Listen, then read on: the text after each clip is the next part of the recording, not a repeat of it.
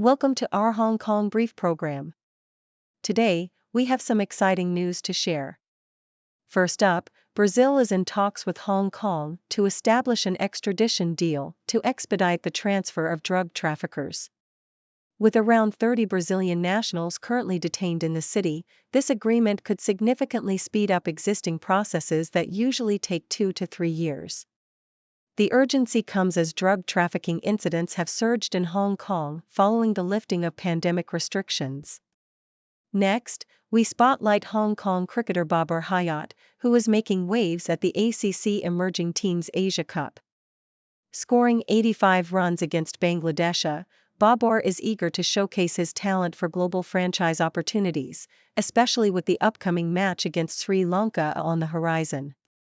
He hopes to attract attention for future contracts and aims to bolster the team's performance as they prepare for the Cricket World Cup Challenge League.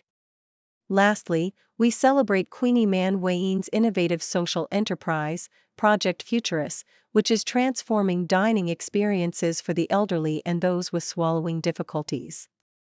Her soft meals mimic traditional dishes, allowing everyone to enjoy dining together without risks. Recognized as a finalist for the Spirit of Hong Kong Awards, her initiatives are reshaping perceptions of aging and inclusivity in dining. Please stay tuned for more detailed coverage on these stories. South China Morning Post reports that Brazil is in negotiations with Hong Kong for an extradition agreement aimed at expediting the transfer of Brazilian drug traffickers detained in the city. Currently, around 30 Brazilian nationals face drug trafficking charges in Hong Kong, with many expressing a desire to return home to be closer to their families due to the lengthy judicial processes that can take 2 to 3 years. Consul General Manuel Inocencio de Lacerda Santos Jr. highlighted the challenges posed by Brazil's extensive borders, making it a significant hub for drug trafficking, despite not being a major producer. The article also notes a troubling increase in drug seizures in Hong Kong, with a 68% rise in major illegal drugs in the past year, underscoring the urgency of the extradition discussions. In another piece from South China Morning Post, Hong Kong cricketer Babar Hayat is keen to leverage his performance in the ongoing ACC Emerging Teams Asia Cup to secure opportunities in international franchise cricket. After scoring a powerful 85 runs against Bangladesh, Hayat's team faced a defeat, leading to a critical match against Sri Lanka A.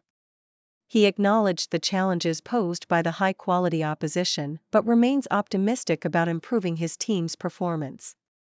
Hayat, who has played in leagues in Canada and Nepal, emphasized the importance of showcasing skills in this tournament to attract franchise interest, especially as the team prepares for the upcoming Cricket World Cup Challenge League in Uganda, where they aim to regain one-day international status. Lastly, South China Morning Post highlights the efforts of Queenie Man Wayne, founder of Project Futurist, who is advocating for dignified dining options for the elderly and those with swallowing difficulties.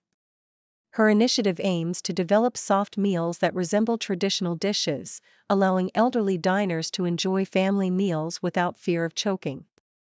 Man's social enterprise has gained recognition, earning her a finalist spot in the Spirit of Hong Kong Awards. She has implemented various initiatives, such as the Sensory Restaurant on Wheels, which brings soft meal options to care homes, fostering inclusion and dignity for the elderly. Man's collaboration with restaurants, including a major fast food chain, marks a significant step toward making dining accessible for all age groups, with plans to introduce soft meal options in more establishments.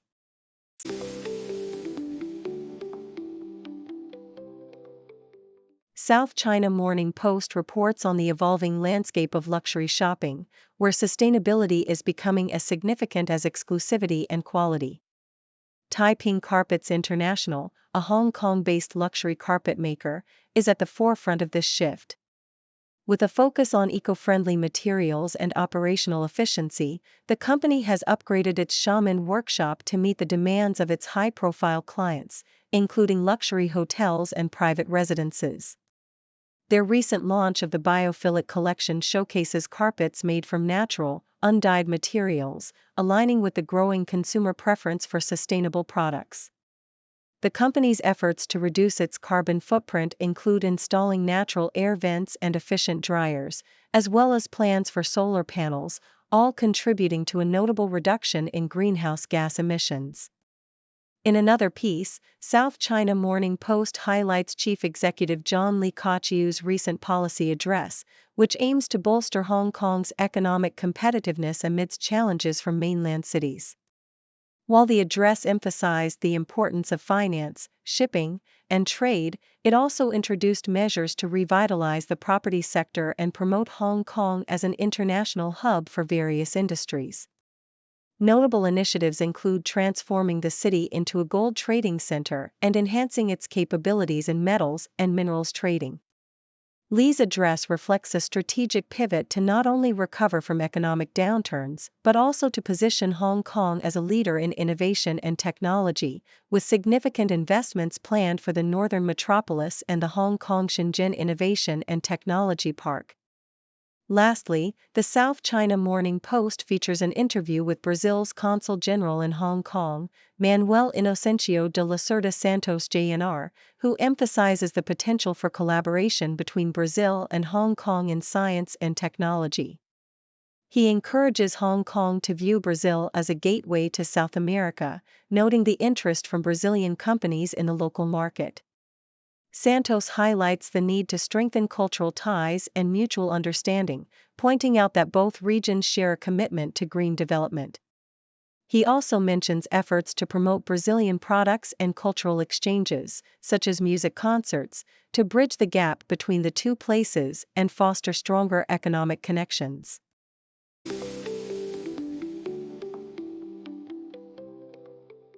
South China Morning Post reports on the astonishing case of Zhao Zijian, a 29-year-old Chinese man who claims to hold an extraordinary array of academic qualifications, including 4 PhDs, 4 master's degrees, and extensive memberships in various academic organizations.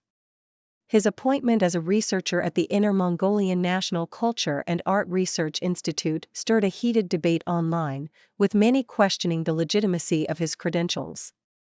Zhao's educational background includes degrees from institutions in South Korea and the Philippines, yet only one of his PhDs has passed verification, while others remain under scrutiny. The institute has since suspended its collaboration with Zhao and initiated an investigation, revealing that some of his degrees were obtained online and raising concerns about the authenticity of his numerous academic memberships. This incident highlights the ongoing issue of academic shortcuts in China and the government's efforts to crack down on such practices. In an opinion piece by the South China Morning Post, the concept of shrinkflation is explored, shedding light on how consumers are subtly affected by rising living costs.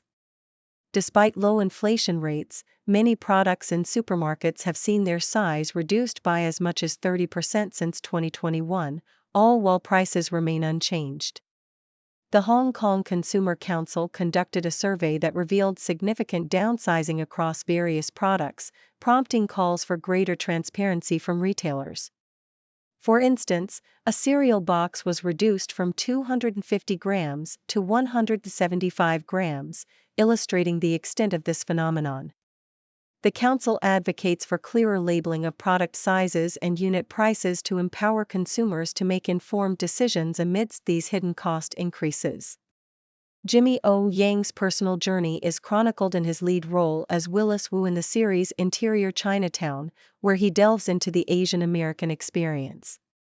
To prepare for the role, Yang bought a used Toyota Corolla that symbolized the struggles of being overlooked and dismissed in Hollywood. His character, a waiter in a Chinese restaurant, grapples with feelings of invisibility in a world dominated by racial stereotypes. Yang's experiences resonate deeply, as he reflects on his own immigrant background and the challenges he faced in gaining recognition in the entertainment industry. The series, adapted from Charles Yu's novel, serves as a poignant commentary on the complexities of identity and representation, with Yang's performance drawing praise for its emotional depth. As he embraces this breakthrough role, Yang shares the significance of finally being in the spotlight, illustrating the broader narrative of Asian Americans striving for acknowledgement in a predominantly white industry.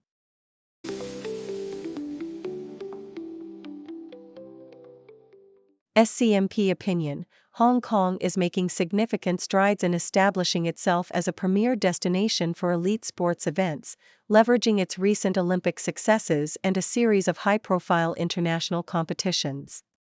The inaugural World Games series attracted athletes from 35 countries, while the cyclothon saw 6,000 cyclists racing through the city. With plans for new facilities and a commitment of 940 million Hong Kong dollars to the Sports Institute, the government is keen on fostering a vibrant sports industry that not only enhances local talent but also draws tourists. Upcoming events like the Wakesurf Championships and the World Squash Team Championships promise to further elevate Hong Kong's status as a sports hub, showcasing the potential for joint efforts from the government, private sector, and sports organizations to create a thriving host city economy. South China Morning Post: this week's Postmag celebrates the serendipitous convergence of music and culture in Hong Kong, featuring a captivating interview with jazz icon Herbie Hancock. As he prepares for the Free Space Jazz Fest, Hancock's reflections on his journey resonate with the improvisational spirit of jazz itself. The issue also highlights the local alt-rock scene with Wellsaid's upcoming album launch and offers a nostalgic glimpse into the Hong Kong Philharmonic's past through John Duffus's memoir. Additionally, travel inspiration comes from a vibrant account of lucha libre in Mexico City and the revival of the beloved dim sum parlor Lin Hyung Lao, which has drawn long lines of eager patrons, underscoring the city's rich culinary landscape. South China Morning Post: as Halloween and Thanksgiving approach, the versatility of pumpkin shines through in various cuisines, with chefs sharing their favorite recipes. From the 200 edible varieties of pumpkin, each offering unique flavors and colors, chefs like Carrie's Plax and Li Chi emphasize its adaptability in both sweet and savory dishes. Plax's deep dish pumpkin pies evoke nostalgic memories of family gatherings, while Li showcases pumpkin's role in traditional Chinese dishes like clay pot rice and sweet soups. Indian chef Manav Tuli highlights pumpkin's widespread use in his homeland, from curries to chutneys, illustrating its global culinary significance. With lesser-known varieties like Triamble and Galliux di signs making their debut, the pumpkin's culinary journey continues, inviting food lovers to explore its delicious possibilities.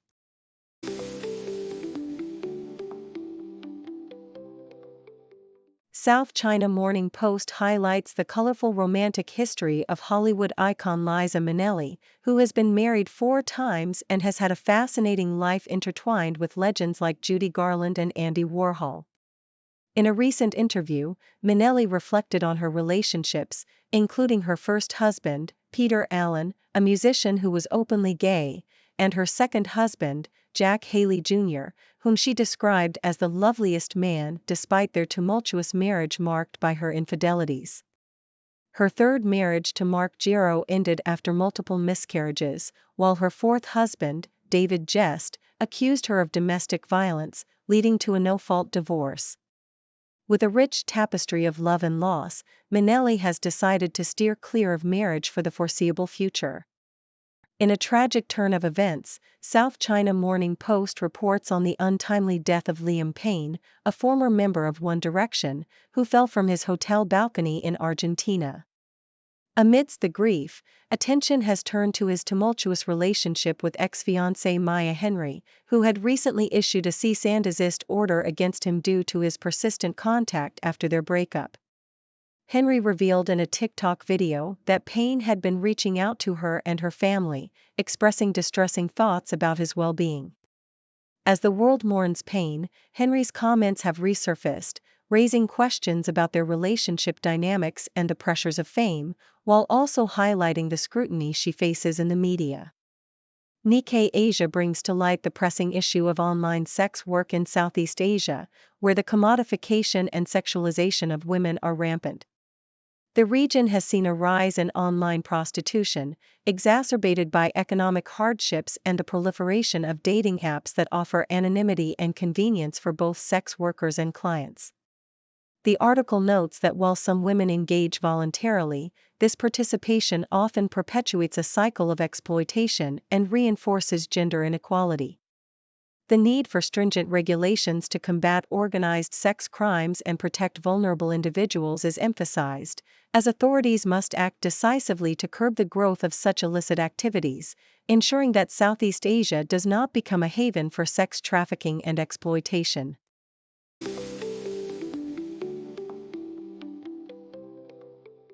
Thank you for tuning in.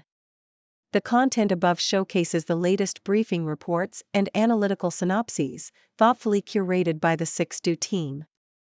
These insights stem from a wide array of reputable media outlets, think tanks, government sources, and specialized experts worldwide. We encourage you to explore these sources for a comprehensive perspective. Keep in mind that while the content may not always align with the official standpoint of 6Do Brief, it's not meant to be taken as absolute directives for decision-making. Comprising seasoned media professionals, learned scholars, and accomplished scientists, the 6Do team embodies a trailblazing, fully independent media entity. To customize 6Do Brief to meet your professional needs, you have the option to subscribe to a diverse array of briefings on our website, 6dobrief.com. Regardless of your location, you can conveniently receive 6Do Brief via email.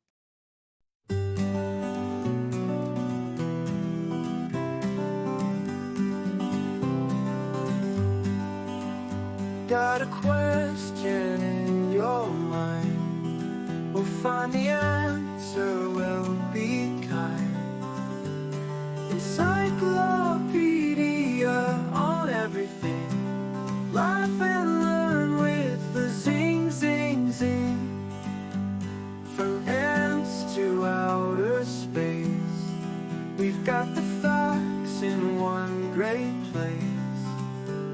For kids and grown-ups too, we've got the A to Z for you.